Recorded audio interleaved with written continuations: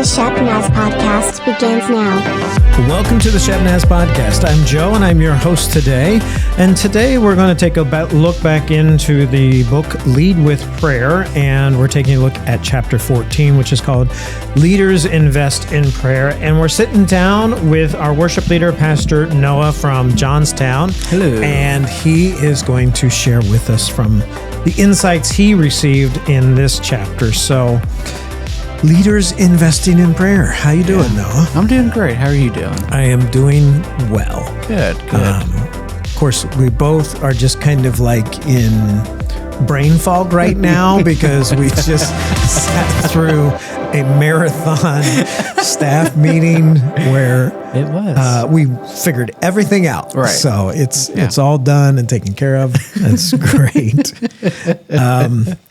All the more reason why we need to have prayer. Absolutely. So, share with us from Leaders Investing in Prayer. What did you see there? So, normally when you think of investments, you think of money, and you think of things that you more like physical things or people that you invest in. So, kind of investing money and time into prayer could be kind of a different idea. For a lot of people, especially money.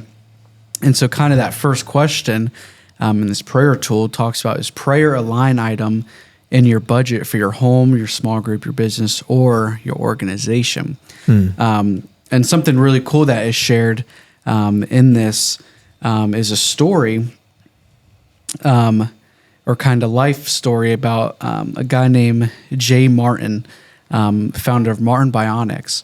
And this is kind of really cool for people who aren't in ministry, which is kind of hard for us to kind of think about sometimes, like prayer not being a part of your everyday life because, you know, we work in churches. And so it's kind of, we may have an advantage a little bit on finding times within a work day to find prayer. But this shares just about this guy who CEO of this big company and just felt the conviction to invest in prayer. And he actually invested into somebody to be paid to pray throughout the day, just a part-time position. And so you see this extreme change in the company. You see God blessing just financially. They're making decisions that, you know, they wouldn't have made, but the intercessor who was praying for them, told them, hey, make this decision. And, you know, it ended up paying off. And you see everything from healings in this dude's life. You know, people in his company who aren't even Christians are coming to Christ. So it's kind of really cool to see in a for-profit company, you know, a man taking time to take prayer seriously. Well, and what a challenge that is. I mean, you're right. We understand that we're supposed to be, Christian in the workplace and that we may not actually work at a full-time job that is a ministry job. So maybe I'm an accountant, maybe I have a handyman business or whatever. Mm-hmm. And the idea that somebody would, take their spiritual life seriously enough that they were like, I want my business to be at its foundation led by God. So I'm going to pay somebody to pray for my business. Yeah. That's different. Yep. And that's a whole, like, you could be the CPO, you could be the chief prayer officer of the company. Yeah. But to think that, that's my job. I pray that God will work through this company, that God will work through the lives of the employees. That's amazing. Yeah. And I remember I used to be a supervisor at UPS. And we had this gentleman who was actually Muslim. And it always, even though we had tons of discussions, but to see how invested and what an investment the Islam faith has in prayer was touching to me, honestly, that even in the midst of a work day, he had it established beforehand. Hey, these are the times I'm investing. If it means I don't make money during that time or I take time out away, but even in busy times, he knew, all right, at this time, I'm going to go pray. And he would take, a piece of cardboard, and he would go to the corner and he would pray for about 15, 20 minutes, about 3 times a day. So that was always encouraging for me to see that even in the midst of like a chaos and a world where, you're in a Fortune 500 company, he's taken time away to go pray. I just thought that was always cool. And you can even see just what prayer can lead to. There's this 100-year prayer meeting that blew my mind, that these people decided that they needed to start praying, and they prayed all hours of the day, 24 hours a day for 100 years. How do you work that out? I don't know. And I was like, dang, I need to start that. But then it quickly came to me that I would probably not be able to obtain that. And something also in page 186, talking about prayer, investment, and practice, and just talking about, that there's these gatherings of 200,000 people, and this person started a church. They started this church plant, and he had invested almost half of his budget for a prayer meeting. And that's when I kind of realized that in my life, what percent of my budget goes towards any sort of prayer. And honestly, reading this, it was 0. But a verse or a line that I read that says, God always moves in the spiritual realm before he moves in the physical realm. And that was encouraging to me, that for us, in our personal lives, investing in prayer could be books, figuring out how to read books that'll guide your prayer life. But another one could even be just kind of retreating away, paying for pretty much a prayer vacation to go get away from, the world and find a cabin somewhere and take time to pray. Have that discipline to take time to pray and invest your life into that, And so the prayer tool, there's 3 things that are, I think, pretty important. It talks about physical space. It says whether it's a dedicated building or a room or a renovated multi-purpose room, leaders dedicate their a space to pray. So establishing and investing a place in your house or in your work or in your really anywhere in your life to take time to go pray. And leaders invested in dedicated prayer roles in the organization in 2 ways. First was a prayer coordinator who was able to coordinate prayer. And then second is to pay intercessors to part-time for their organization. So if you are in a place of leadership, in a company, or even if you're at a church listening to this, investing in people to pray is never going to do wrong.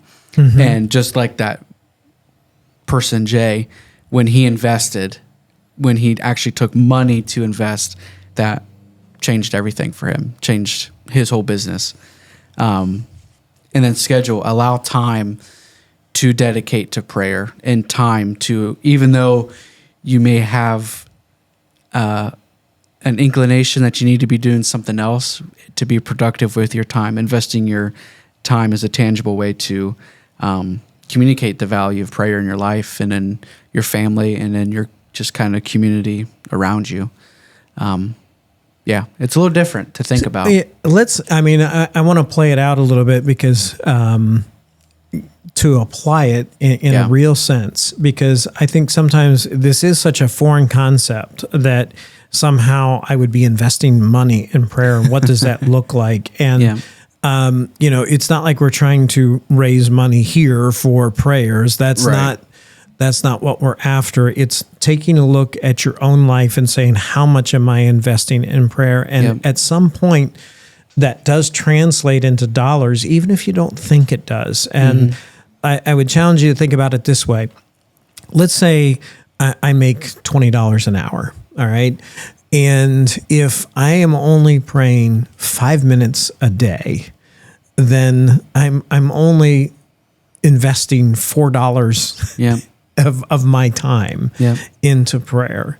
And is is that even close to what I think I should be investing? Maybe I'm spending that much on a cup of coffee every day. Yeah. And I'm showing that I don't even invest as much in my prayer life as I do in just a single cup of coffee in the morning. Yeah. Or maybe I was like, you know what? I'm going to invest $20 in prayer today. So I'm going to, what I would normally get paid for an hours of time, I'm going to give that time to the Lord. And I'm going to invest it that way. Yeah. Another way, when you were talking about in my home, and having a space, maybe I set aside a space where I dedicate that space, like this is going to be some prayer time space. That's not to say that we can't pray anywhere. We know we can pray in our cars, we can pray by our bed, we can, anywhere we are, God is there and we can connect with him in prayer. But there is something special about having a space that's set aside to say, okay, this is where I just get away from everything. Yeah. And this is the space that, so maybe you take a look at it and you go, okay, I pay $1,000 a month in rent, or I pay $1,500 a month on a mortgage, or whatever it is that you pay out. And you could take a look at your square feet and say, how much am I willing to invest in my prayer life? Like it's worth it to me to invest this in my prayer life and be very intentional about it. Yeah. And I did a sermon one time where just talking about, in the Bible it says where the treasure of your heart is, there your desires will be. And it's interesting that money is our treasure. Like we value money, everything. If we invest money into stocks and into cryptos and into all these other things. And so to make that kind of connection between, okay, if money's my treasure and if what I put my money into is what I value, then I think that's really important to see. Jesus even talked about how important prayer is. Paul talked about how important prayer is. And if if money's our treasure, if that's what we treasure in life to gain, to get more of, if we're not putting that back into the things that, the Bible talks about, then I think that's something to think about, something to ponder this week. Yeah. And I tell you, it is a challenge to us. Was there any other concluding thoughts you want to give us to wrap up for today? I think that's about it. All right. Sounds good. Well, we hope that this has been a challenge to you today as we've been continuing to take a look in this. We're nearing the end of the book at this point, but maybe you should take a look at how you're investing in your prayer life and how that even might translate to dollars in your life. Like, how can you make sure that you're making your prayer life a priority even in your financial life? We'd also encourage you to check out everything that's going on at church by going to shepnaz.org. Also to follow us on Facebook, Instagram, and YouTube. For Noah, I'm Joe. Have a great day. This podcast is a production of the Shepherd Church of the Nazarene, Gahanna, Ohio. Email to podcast@shepnaz.org and let us know what you think.